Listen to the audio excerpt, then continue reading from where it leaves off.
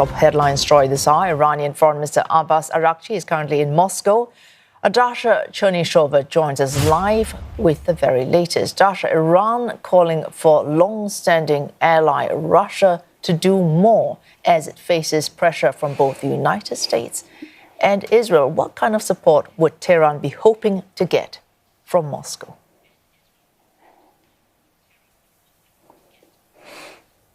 Well, the meeting between the Iranian foreign minister and the Russian president has taken place at the Kremlin earlier today, and we've heard the Araghchi, the foreign minister of Iran, saying that Russia is on the right side of history because Moscow has condemned the Israeli attack against Iran as well as the American strikes against the nuclear facilities of Iran. The Russian president, who was receiving his Iranian guest, has said that this visit gives the two sides an opportunity to discuss the ways out of this escalated situation in the Middle East. We understand that Moscow will be willing to de-escalate the tensions, and Moscow has said also repeatedly that it has been offering its help. It has been making steps, that is the offer to mediate this conflict, as well as the widespread international condemnation of the American strikes against Iran. We also have heard the Russian president saying that that was an unprovoked aggression by the United States that cannot be justified. Russia saying earlier that there were no evidence submitted to the IAEA or by any other country that Iran could be developing the nuclear weapons. Therefore, in Russia, there has been strong condemnation. But aside from that, we understand that Iran has not been asking for military support from Russia before. Last week, speaking at the St. Petersburg International Economic Forum, Russian president said that Iran was not asking for any military assistance and has suggested that the strategic partnership treaty between the two countries does not provide for that. So it is unclear whether Iran would be asking for more, but some analysts have been saying that there might be the message coming from the Iranian side to the United States, maybe some sort of compromise that Iran would be willing to pass over through the Russian president to the American President Donald Trump. Oh, Dasha, the support we have seen, whether it's condemnation or support the United Nations or offering to mediate, this is all rhetorical support. Should Iran be wanting actual military hardware support? Can Mr. Putin offer anything in response?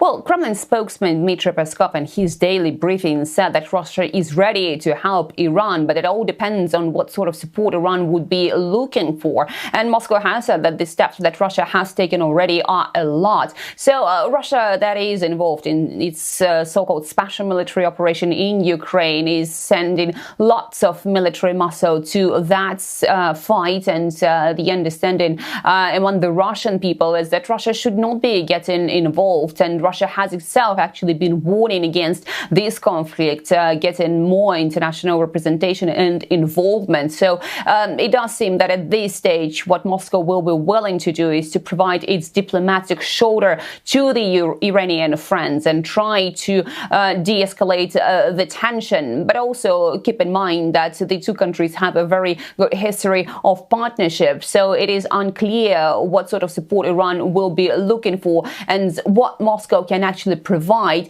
when it comes to something that is voiced publicly. Oh, thanks. Dasha Chernyshova reporting live to us there from Moscow.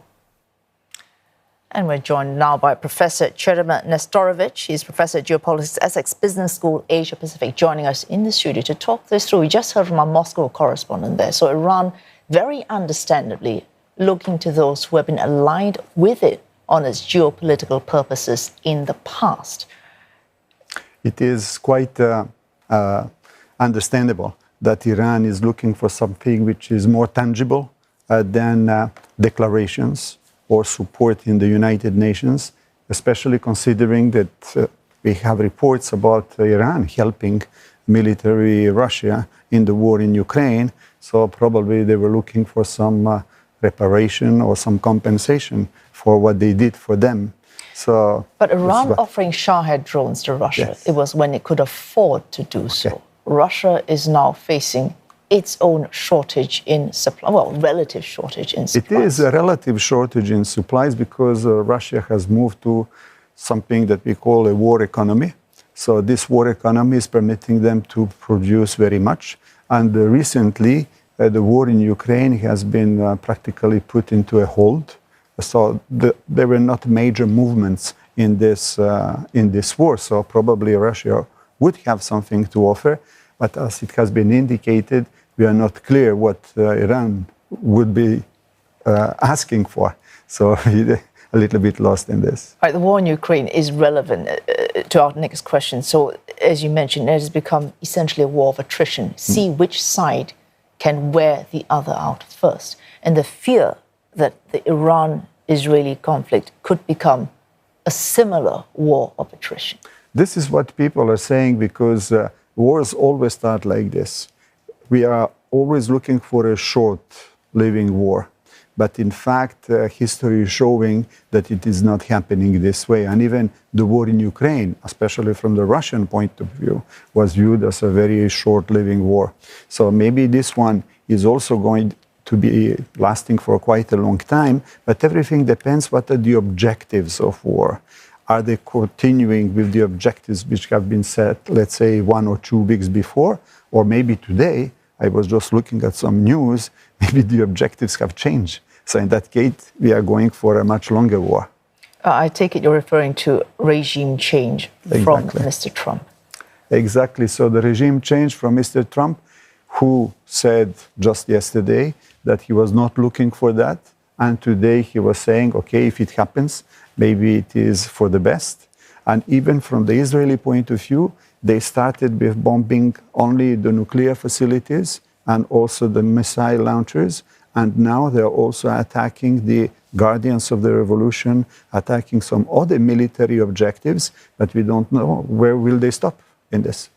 All right, so no one fights a war out of altruism. Each one will need an off-ramp. Each one needs to tell its own people, we have actually reached our objectives. So for the US, from their point of view, from Israel's point of view, from Iran's point of view, is there at this point that off-ramp that allows each one to say, we've done our best, this is the best that we can hope for, let's go home and tell our people that and end this conflict now?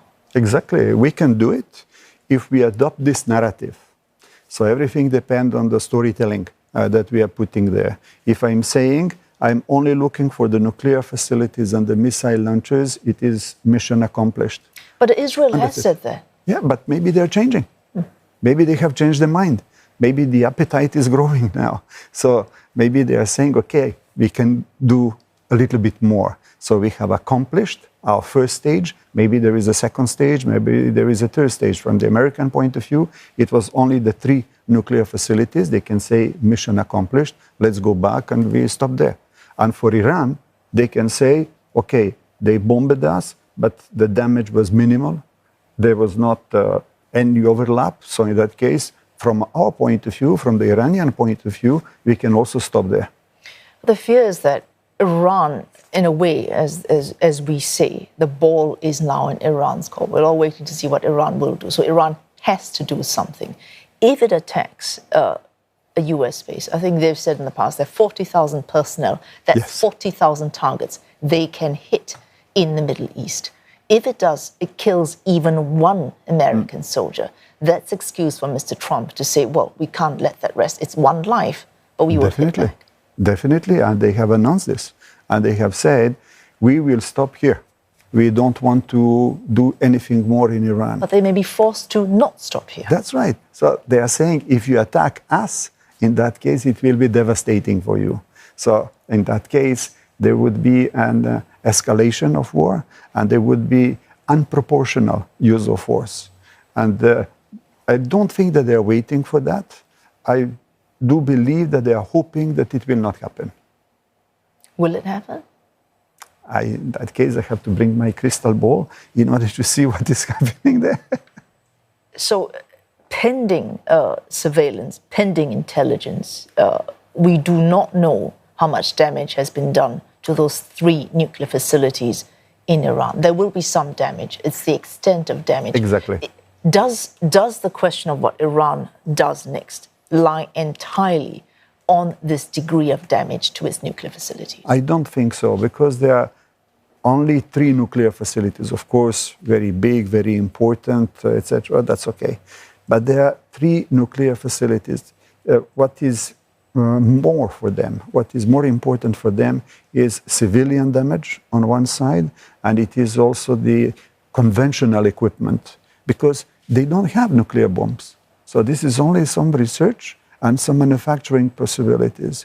But the missiles, the launchers, the tanks, the aircraft, this is the real conventional weapons that they have. So if you hit this one, and if you hit the civilian population, in that case, they could retaliate. For there's 3 research centers, I don't think. This idea of regime change that has emerged rather recently as a possibility, and not consistently through the Washington administration either, but should this be entertained as a very real possibility, that new regime may be even less palatable to Western powers. Who knows? Because we used to have, several years back, the Arab Spring. Maybe people remember this one. And they were all saying the objective of the Arab Spring is also to get rid of the tyrants or the dictators, etc. And we have seen in the case of Libya, in the case of Syria, in the case of many other in Tunisia, that there were devastating effects concerning this regime change. So I would be very cautious concerning regime change, because it is always the same thing. You know what you're losing, but you don't know what you're getting. Okay, a final question here. Because we started with Iran looking to Russia for possible assistance, it's not just Russia. So we've got China as an economic partner, as a trade partner, as a potential hardware supplier as well for military, and smaller regional states around Iran, around Israel.